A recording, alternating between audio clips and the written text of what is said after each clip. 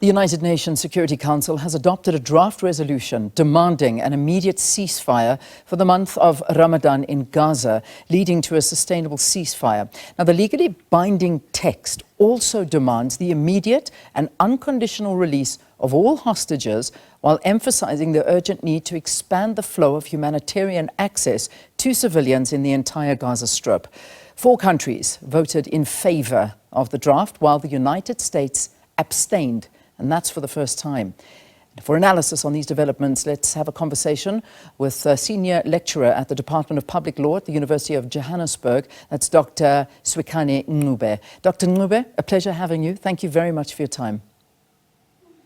Thank you, Leanne. Good morning to you and good morning to your listeners. So it is a big development that we saw the US abstain in this vote. I mean, is this perhaps a hint from US President Joe Biden that he might be losing patience with the way that Israel is handling the situation in Gaza? Certainly, I think it's not as insignificant as some commentators have made it out to be, because the United States has been the biggest supporter of Israel in the assault on Gaza.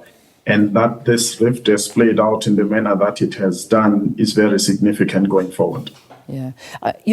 Obviously it's all about semantics and wording, and that's probably what the sticking point has been in many of the different resolutions. But let's perhaps now look and focus particularly on this one and what the decision by the US to allow the latest ceasefire resolution through the Security Council means going forward. Can we call it a breakthrough? Does it feel that way, or is it, again, one of those things where it's going to be one that we have to watch and see what actually happens? It's a bit of both. We have to watch and see what happens, but at the same time, I was listening to an interview that the former US President Donald Trump gave to an Israeli newspaper. And in there he said, end your war.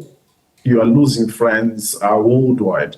And that is significant because what we saw in the UN Security Council on Monday is a reflection of the pressure that the United States is facing and feeling. Because from the beginning, they have supported Israel, and above all, they have tied the conditions of a permanent ceasefire to the release of hostages. And obviously, we always knew that was going to be a very difficult ask, because for Hamas, the hostages present a bargaining chip of some kind for them to keep on having a voice on the table. So it's very significant that the US has allowed this to pass. And going forward, you will see that the Israelis are going to possibly adopt very radical measures as they feel more and more isolated. Yeah.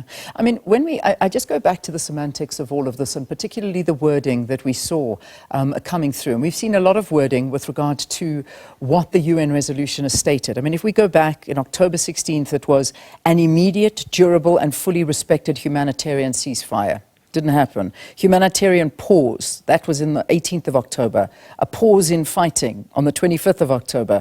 Urgent and extended humanitarian pauses and corridors, and that was in November. In December, an immediate humanitarian ceasefire. Again in December, sustainable cessation of hostilities. Again in December. All of this wording, now we come to Monday, and after 6 months of this wrangling, there is this word again, the resolution demanding an immediate ceasefire, emphasizing an urgent need to expand the flow of humanitarian assistance entering the Gaza Strip. So that's the wording they've passed now. What is the significance of the wording in all of this? Because many are saying that this is where things are just not happening, is all due to semantics and the wording. Yeah, so 2 things. The first is the condition that presumably is attached to the ceasefire itself. They say at least first for the month of Ramadan, which ends on the 9th of April. So we could, to an extent, say that is one of the key things that made the passing of this resolution possible, because it's for a limited period. And the US possibly didn't feel that it's too much to ask from the Israelis. But the language, as you can tell from actually the shortest resolution that has been passed by the Security Council, is that the issues of humanitarian assistance and everything else are a bit difficult to measure. Hence, it was easy to have those sail through. And now the sticking point has become this issue of a ceasefire, because that is as simply as saying, we do not have bombs landing in Gaza. Therefore, the ceasefire is holding. There is a method of ascertaining whether or not that condition has been fulfilled. So it is for that reason that the Israelis are feeling the pressure, because it comes in the midst of their saying that they're going to launch a ground invasion or assault, as they call it, on Rafah. And that is very significant, because it stops them in their tracks and puts pressure. Imagine the moral pressure, Leanne, that arises from their resumption of hostilities post-Ramadan. Yeah. You know, when we look at all of this, the reality is there's actually, even though you are a member of the council, that the resolutions are binding. That's what it is. But there's no way of enforcing this, and that's the reality. The council has absolutely no way of enforcing this. So, you know, the hope may very well be lost with those that are suffering in the Gaza Strip at the moment. And we know that there is a lot of suffering. Lives are being lost. There is hunger, where malnutrition, people are dying on a daily basis. And the humanitarian assistance is being blocked. And this is what the reports are suggesting, and that we're getting out of this. So it's not the first time that we've seen this. I mean, in fact, the International Criminal Court that South Africa was behind has also largely, their reading has also largely been ignored. What solution is there now if we are seeing that these rulings are actually being ignored? Where does this leave us? Right. So maybe to take it from the beginning, Leanne, Security Council resolutions are international law. And in Article 25 of the UN Charter, all UN states are pledged to respect decisions of the UN and the UN Security Council.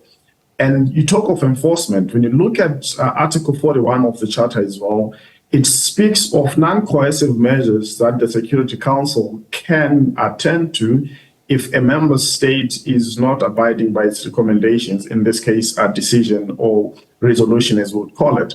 And these are non-coercive sanctions, no-fly zones, embargoes, and so forth. But beyond that, Article 42 then says, in the absence of those non-coercive measures being abided by, the Security Council can order a full-on ground invasion. So we do have enforcement mechanisms that are built in within the Charter.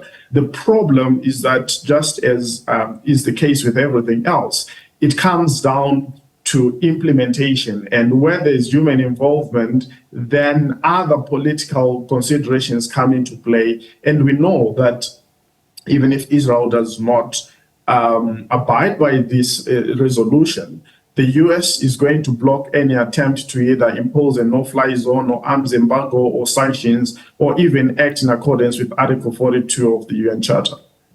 I want to talk a little bit about the power that the member states do perhaps have, and that is the issue of sanctions. That's being very widely discussed, and I know that particularly in the European Union, which is very divided on the support and, of course, the allies of Israel and those that are not for Israel. Germany being one of the biggest allies, and apparently at the beginning of this week there was a phone call between the German Chancellor and Israeli Prime Minister Benjamin Netanyahu, and it was something that was quite interesting, because Germany starting to say that the situation is very worrying and are saying that they may very well be on board if there are sanctions from the EU posed onto Israel. Are there sanctions in place? I mean, is that a very strong tool that can be used to perhaps insist that they do abide by these resolutions? Absolutely. And beyond just, say, the economic implications of sanctions, they also carry a moral value, in that they serve as a basis for you and I, even non-international law practitioners, to say, listen, everybody else is saying what you are doing is wrong, morally and legally.